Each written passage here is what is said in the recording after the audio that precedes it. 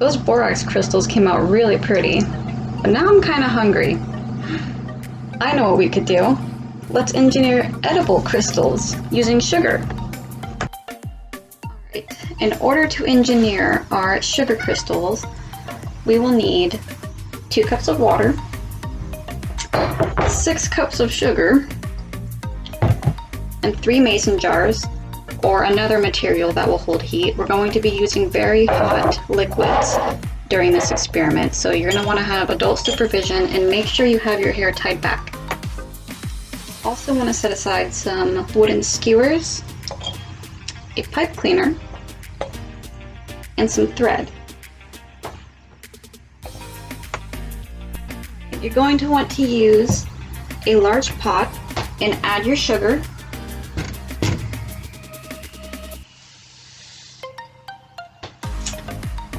And then you're going to want to mix in your water.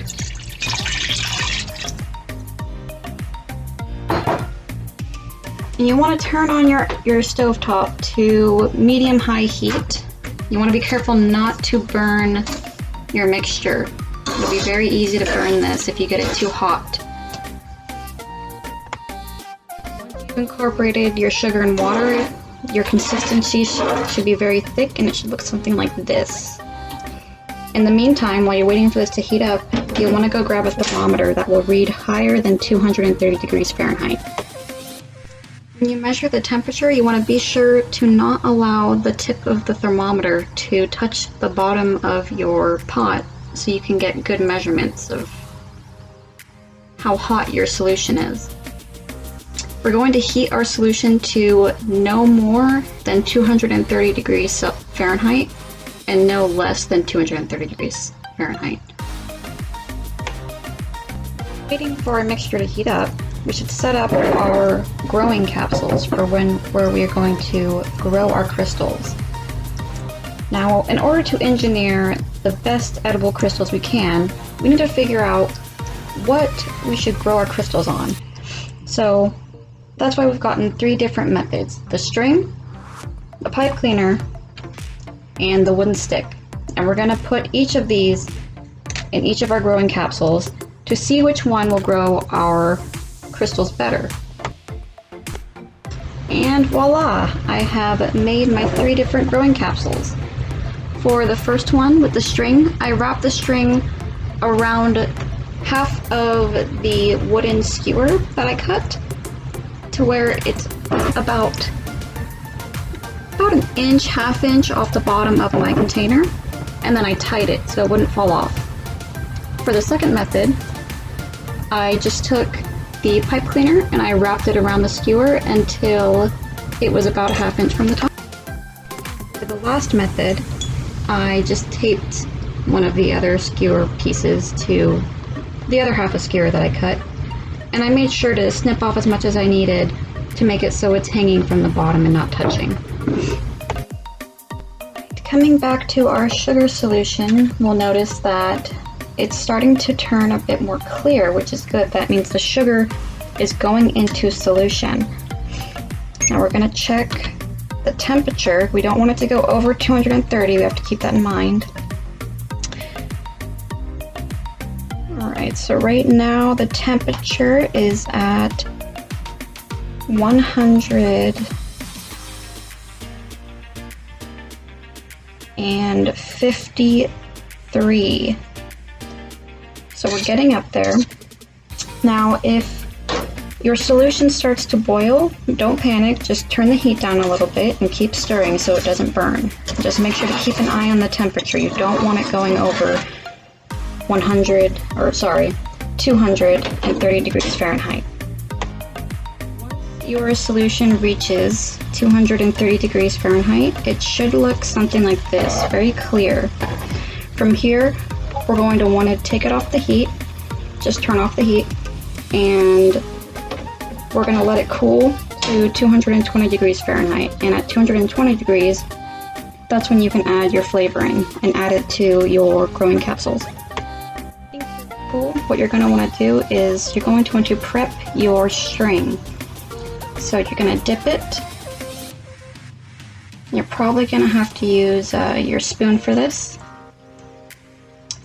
here in one moment. Once you've dipped it, you're going to want to take some sugar and throw your string around in some sugar.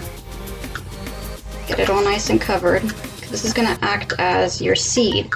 This is where your crystals are going to form, so you have to give it a base to form too. Okay, and once that's done, you can put it back in your growing capsule. My sugar solution has cooled to 220. I'm going to add some vanilla extract for flavoring. You can add whatever flavor or colors you want at this stage. I just decided to go with vanilla. And after that, you are going to transfer your solution to the growing capsules so your engineered sugar crystals can start to form. Once you've gotten each of your growing capsules filled and the strings and pipe cleaner and your stick submerged, you're going to want to cover them with a piece of paper towel. Put another one right here to make sure you cover all three of them, and then you're going to want to leave them. We're going to check on them in about 2 hours to see where they're at. So I let my crystals sit overnight to see if they would get much growth. For you, if you got your solution up to 230 degrees, you should have had full crystals by 4 hours, but it's been about 10 hours for me, and I have minimal growth, which means I undercooked my solution slightly. So for the sake of time, I'm going to break these crystals out of here. As you can see, there's quite a bit of growth on here, only after 10 hours, but even with undercooking the solution. And what I'm going to do, I'm going to take an empty cup. It doesn't have to be heat resistant anymore. And I'm just going to let the rest of this syrup drip off of the crystal. I'm going to do that for all three of these. I'm going to have to break it out. So I've let these drip for about 5 minutes, and here's our string one. It's a lot of growth. Here's our stick. Not so much growth, but still some. And here's our pipe cleaner. It's pretty significant, actually. So if we were to rank these from how well we can grow our sugar crystals, I have to say the string is first, string wins. The pipe cleaner is second, and the stick would have to come in last. All of these methods work though, and depending on what shape you want your crystals, if you want them to be thinner, probably best to use the stick. If you want them to be thicker but still straight, probably better to use a pipe cleaner. And if you just want big crystals in general, thread's probably the way to go. That's it for this video, and thank you for following along. Have a good day.